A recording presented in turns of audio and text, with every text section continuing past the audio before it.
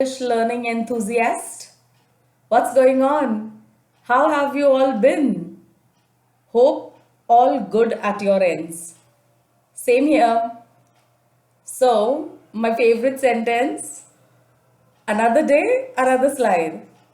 Yeah, I know this is something on the screen which is very simple yet very confusing. I'm talking about punctuation marks. This is a very interesting topic. Very simple because we know the names exactly what punctuation marks are these.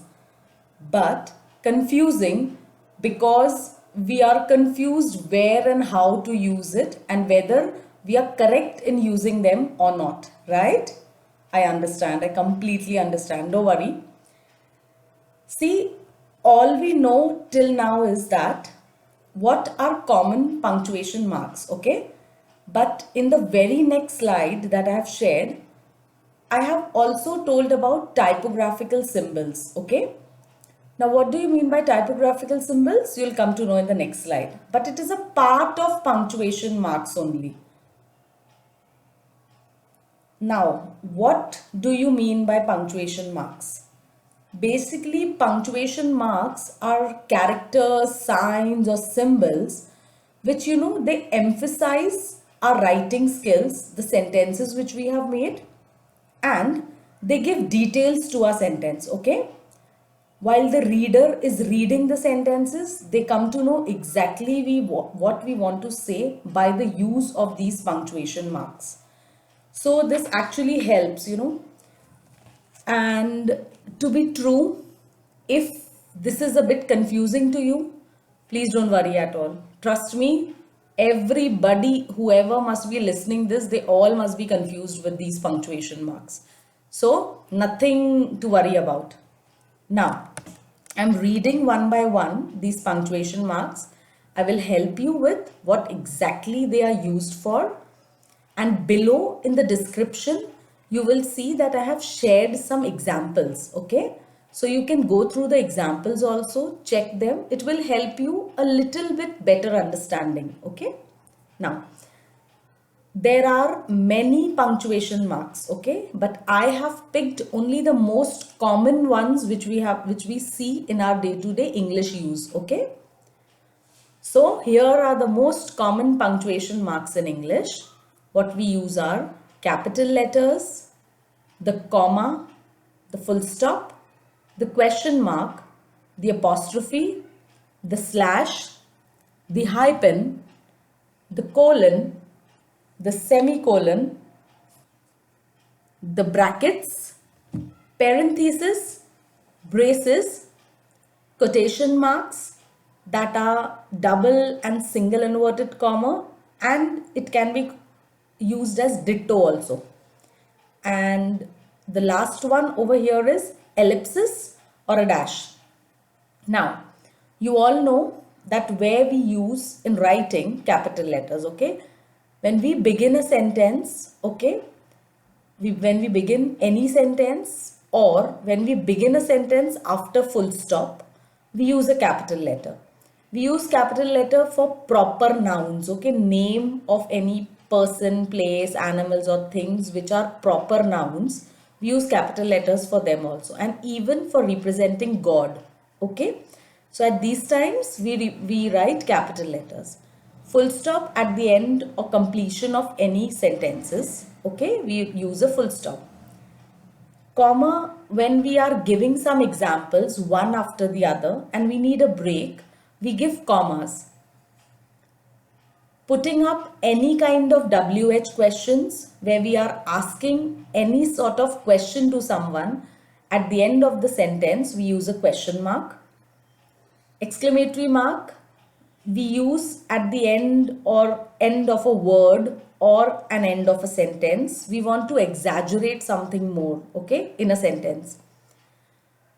Next, the apostrophe. The apostrophe is used basically in two main purposes. The one is when we are missing a word, alphabet, okay, when we are missing a letter in a word. Like, I'm giving an example. If you say ma'am, M-A apostrophe A-M, ma'am, Actually, the correct word is madam, but since you are not writing D in between, so you put an apostrophe over there. Okay, it is ma'am.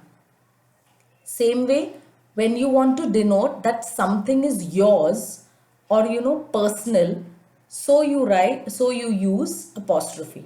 That is, Tina's house is next to the school. So Tina, Tina apostrophe S we use. That is singular as well as personal. Okay. So in these kinds of words also we use an apostrophe. Next, hyphen. When we use words like non-cooperative, cooperative, we put a hyphen in between. Okay. The slash, over here also in this particular slide at the end, I have used slash many times. The slash means to show that these words belong to one family, but I have to put it in separate columns. Okay, the slash is used. Do not get confused between backslash and slash. The colon is used again in two purposes with numbers, as if you're writing 3 is to 7, 4 is to 2, okay?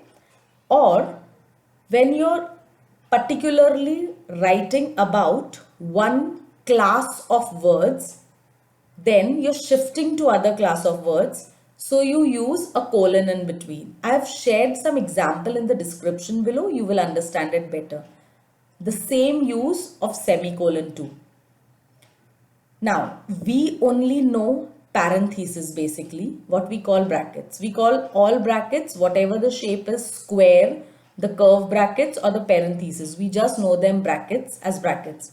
But basically, the square ones are exactly called as brackets. The usual curve one which we use are called as parentheses, and the curve brackets, the last brace, called as braces. Okay. Now,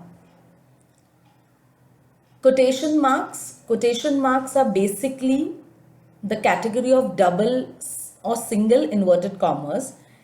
And see, when you're writing one particular sentence, okay, then in the very next line, when you have to write the same thing, okay, you do not write the words exactly, but you put a dicto mark over there, okay, just to represent that this is the same as above.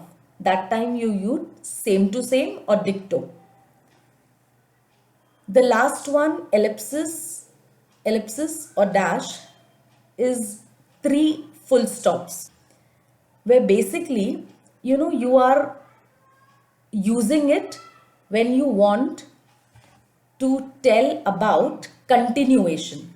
Okay, like continuation in terms of when you're saying you're playing hide and seek with your sister, she is counting from 1 2 3 dot dot dot till 10 for this game. Okay, so I don't have to write from one number to exactly 10 number. I will just write 1 2 3 dot dot dot, that is a dash, till 10. So automatically someone understands that it is from 1 to 10 that we are talking about. Okay, so this is called as ellipsis, on a simple language, dash.